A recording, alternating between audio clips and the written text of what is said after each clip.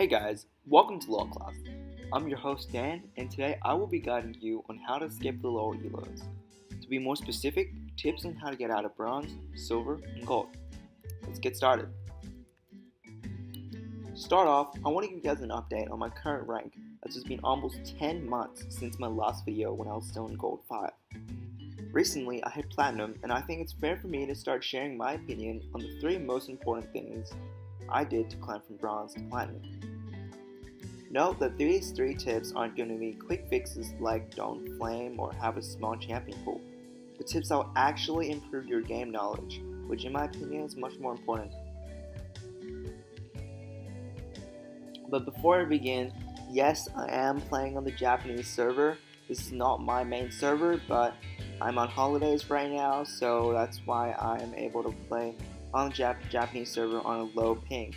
Now, before you guys see me feed in this game, this Ari is a very good player, as you can tell from her movements.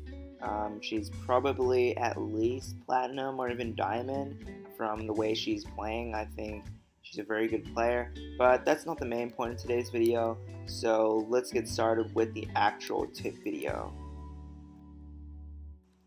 The first thing I had to do to climb the ranks was to understand my champion.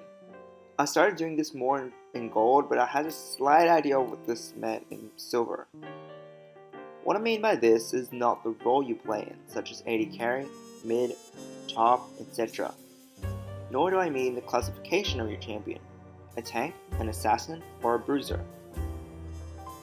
What I mean by understanding your champion is the strengths and weaknesses of your champion, as well as how you should exploit those strengths to win your lane or to dominate the jungle.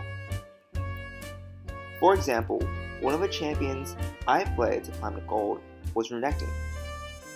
In fact, I have a Renekton guide on my channel that is slightly outdated because of new runes and removed masteries. Anyways, Renekton is a very strong mid-game champion, and he's also a pretty decent early-game champion. In the lane, I look to shove in early so I'm able to hit level 3, and then allow the opponent to push towards me. This way, the opponent won't need to overextend for CS, while I'm at one of the strongest points of my early game, my level 3. I also know that I'm countered by a lot of ranged champions such as Quinn, Teemo, and Jace. These are safe picks and are extremely annoying, and need to know how to trade at the right time, play more passively, or completely avoiding them. Knowing this, it will either A, allow me to snowball off early game bleeds, or B, prevent myself from feeding the enemy in an unfavorable matchup. In the mid game, I either look to teamfight or delete the enemy carry when I'm super ahead, or to split push because of my strong 1v1 potential and my ability to escape multiple enemies with my tankiness and mobility with my double dash. These strategies are different depending on your champion, and so I believe it's very important to learn these strengths and weaknesses of your own champion that you're playing to fully utilize those strengths to win your lane or jungle. Obviously, it is equally as important to understand the enemy's strengths and weaknesses to prevent them from dictating the lane. This is also called a win condition. Analyzing what your team has to do to win the game, as well as acknowledging potential ways the enemy plans to close out the game. The second thing I started doing more often from my climb to platinum was tracking enemy junglers. This might seem like it's something that only junglers have to worry about, but all laners should have at least some basic knowledge of enemy jungle tracking, as it can prevent ganks from happening and allow you to play a lot smarter in different situations. Explaining this concept is quite hard, but I'll try my best to explain how I do this. On a side note, I actually took a coaching lesson from a high diamond player which taught me how to better track enemy junglers, which I believe is what got me to platinum. Okay, let's have a look at this photo. In all our examples, we're going to tend to be the jungler on the blue side.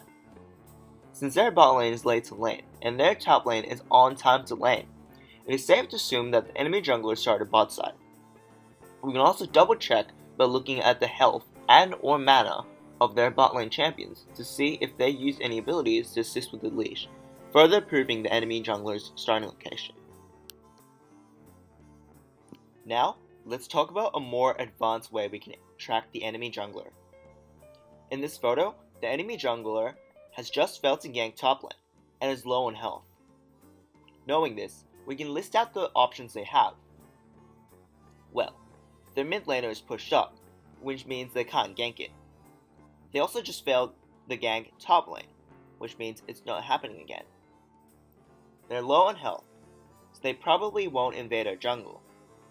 This means they only have a few viable options to either A, back and reset, or B, clear camps. Since in this photo we are topside, we should invade their jungle. Why?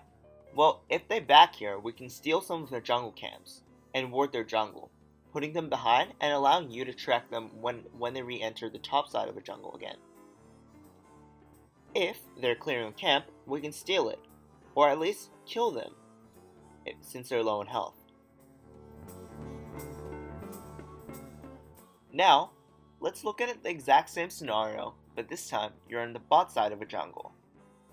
Knowing the above facts, we can either A, take dragon since our bot lane is pushed up and their jungler is on the top side of a map, or B, ward their jungle and possibly steal some camps from them.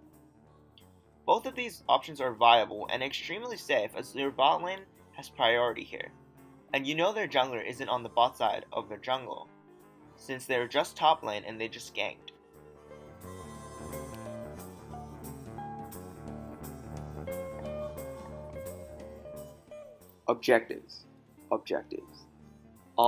Objectives. It's actually ridiculous how many people chase for kills and group at random places for literally no reason. I often see a lot of players, especially in bronze, group up mid lane when there are no objectives to take. Imagine this, the enemy inhibitor is already down and your super minions are slowly pushing into their base. There's no reason for your whole team to continuously apply pressure mid lane when you can easily take other side towers. Basically what I'm trying to say is, if you have an inhibitor down one lane, group on the other lanes.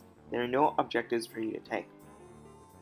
This is something I often see in bronze, and so I'm sure not everyone does this, but I just wanted to say it because it's something that is important for lower elo players.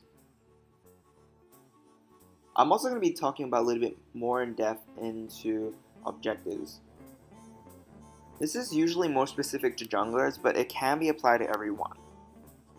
After a kill, analyze the game you're in and look for objectives. Should I push this lane after the gank and get the tower? Or take dragon after killing both their bot laners? Contest Baron after taking down the jungler in a late game fight? Or should I end the game because we can end the game 5v4? These are things you have to start doing and start thinking.